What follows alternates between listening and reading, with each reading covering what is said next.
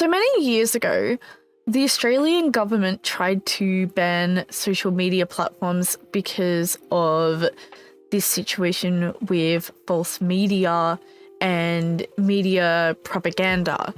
And now they're trying to do the same thing again with the younger generation by claiming it to be safety.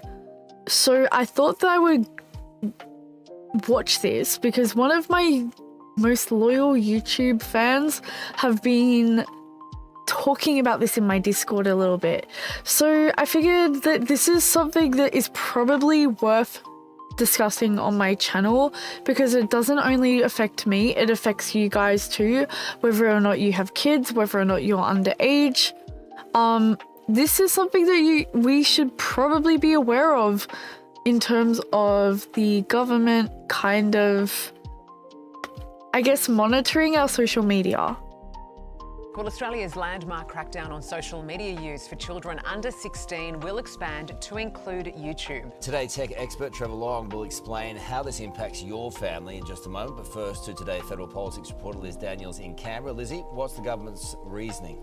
Well, it was on advice from the E-Safety Commissioner, who was warning that there are dangers of what kids are exposed to on YouTube, from targeted advertising to those targeted algorithms. But there is pushback from the platform this morning. It's accusing the government of going back on its word. YouTube now added to that banned list for under 16s. It joins Facebook, Instagram, TikTok, Snapchat, where from December, kids will no longer be able to sign up for accounts. Now, this morning,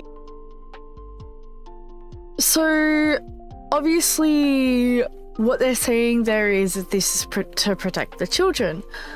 The problem with that is I feel like that you're taking responsibility out of parents' hands and not allowing parents to choose what they want their kids to be exposed to. Now, in terms of advertisement, I mean, advertisement is everywhere. You can't get away from it. It's at the header of every web page. It's at the header of every... Well, like, it's throughout newspapers. It's on television. Advertisement is not going to stop just because you're hiding a certain web page from a child.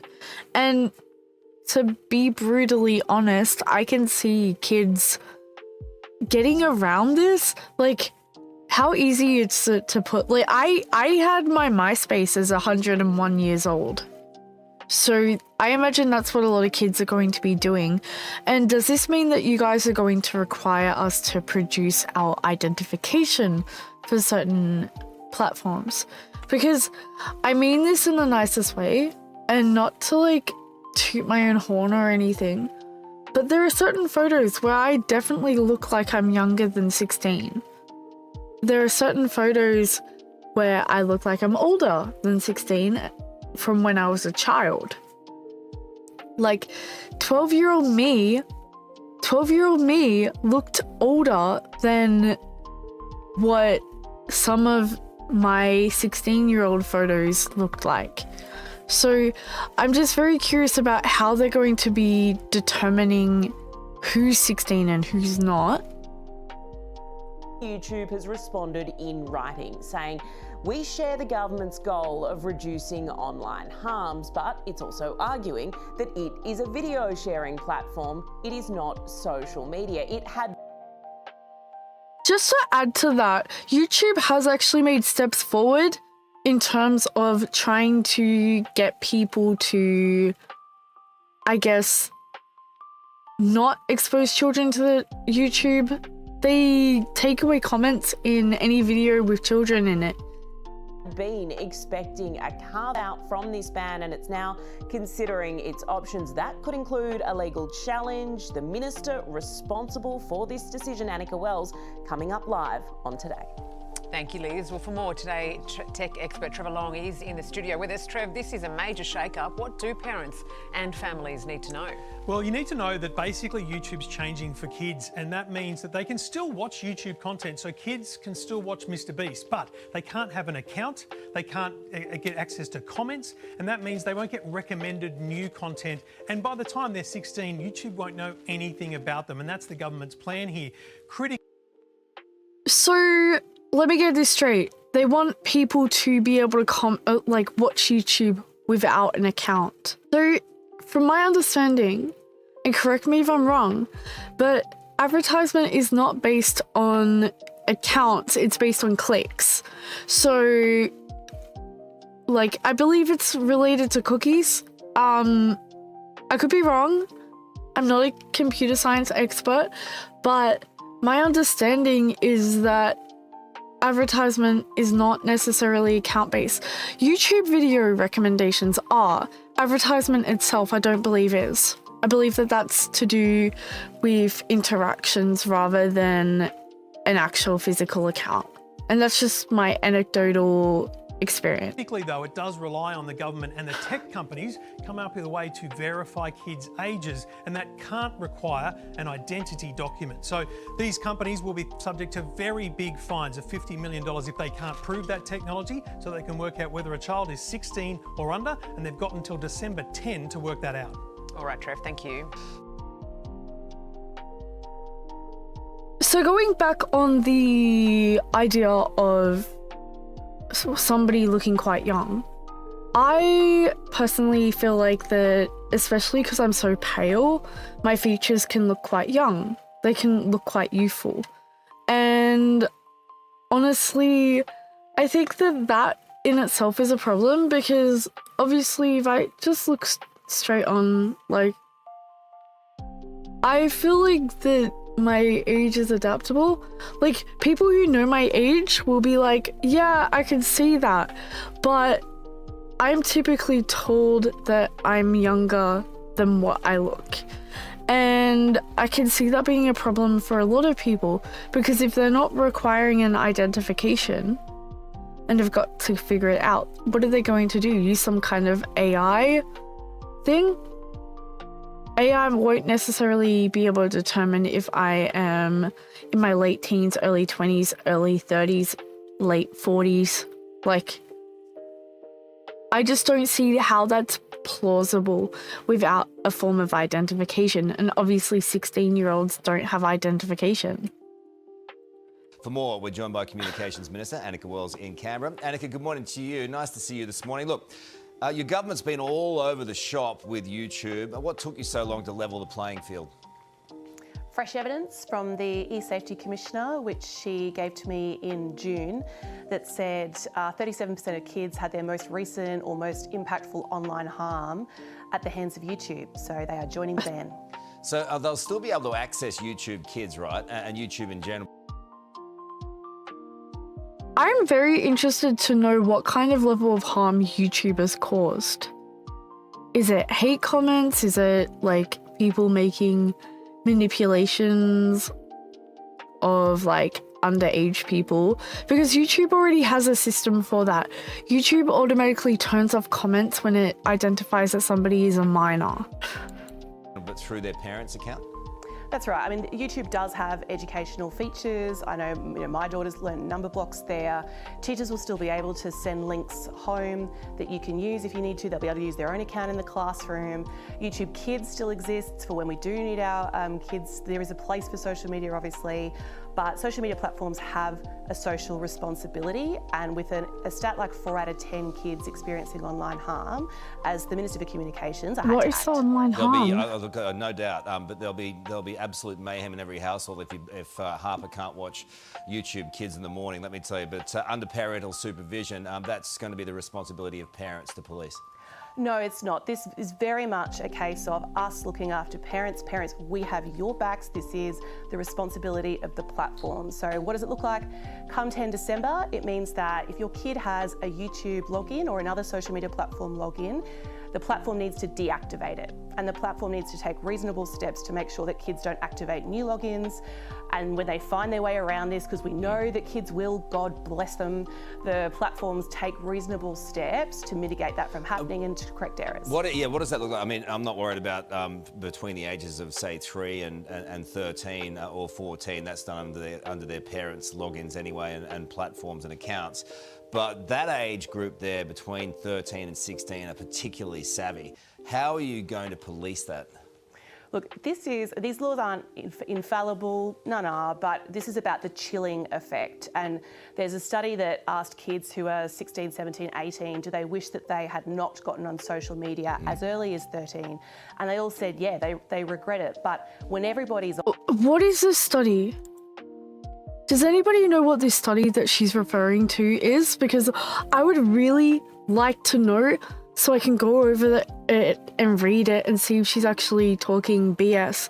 Because, sure, I can see people saying that they wish that social media wasn't as prevalent in their life.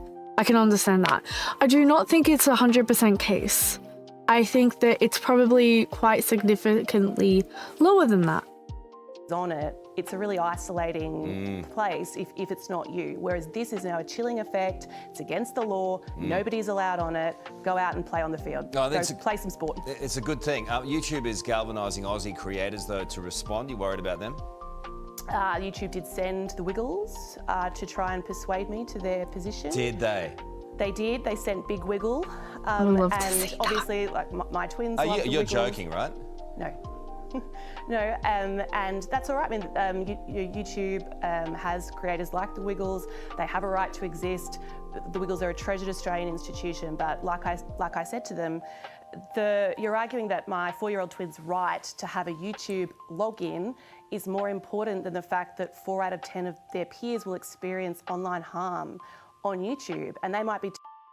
Again, they're glossing over what this online harm is. Is it cyberbullying?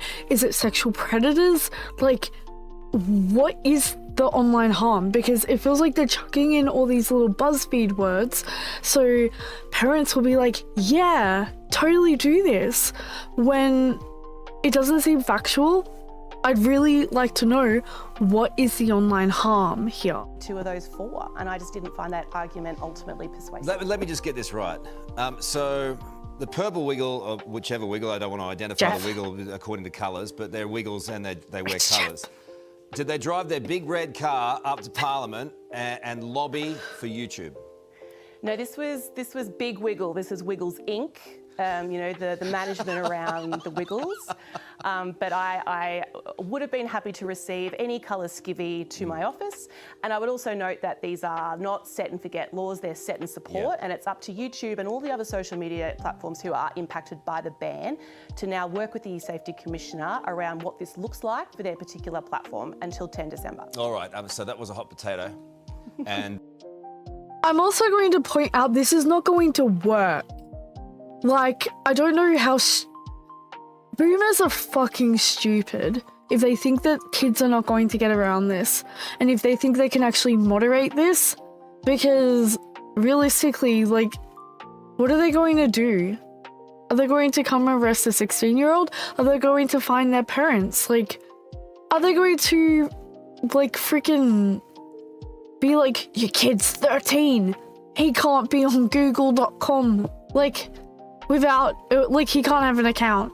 He made a hate comment, okay? Like, what is their plan here? Like, it seems like this is a good idea on paper and a really bad idea in execution. And you passed on it. You passed on it. Look, you worried about legal action? I mean, we have had threats come in, but look, you know, I've got sharp elbows. This is too important for us not to have a crack. They are world-leading laws, and I know that we as the Albanese government are very proud of that. This is important. The social media has a place. I have kids who use social media, but while social media has a place, persuasive and predatory algorithms do not, and that's what we're cracking down on. Agree completely. Just finally, on the tariffs. So what's their idea of dealing with this predatory algorithm, and what is this predatory algorithm? I have these 2 questions. They keep saying harm to kids. How? They keep saying like things like predatory and advertisement and all that. What ads are they talking about? Like, are they saying that there are ads out there that are traumatizing kids? Or is it advertisement skewed towards children? What is the go here? Which way are we talking? There is so much yapping and no information coming out of their mouths. So there was a lot of unanswered questions there. It really feels like that the boomers have not thought this through. They have no idea what they're talking about half the time when it comes to social media, probably because most of them need their 14-year-old grandchildren to search up something on social media for them. So I think that this is too simplified. I would really like to know the studies that they're referring to, but obviously they've glossed over it because they don't really want to probably expose as much information, because they are probably turning a non-issue into a massive issue. Obviously there are situations of cyberbullying out there, and that needs to be dealt with. But I don't think this is necessarily the correct way to do that or to deal with that. I think the biggest thing would be probably to educate children in not cyberbullying and how to turn off your PC when it comes to that. Anyway, I guess that's that. I will leave it at that, and my God, my head is spinning from all of these boomers thinking that they know what they're talking about. If you like this video, or if you have any idea about what the fuck is going on, say it down in the comment section. We need to probably bring this up a bit more, because it is very concerning that they are putting parameters on our internet. Anyway, bye.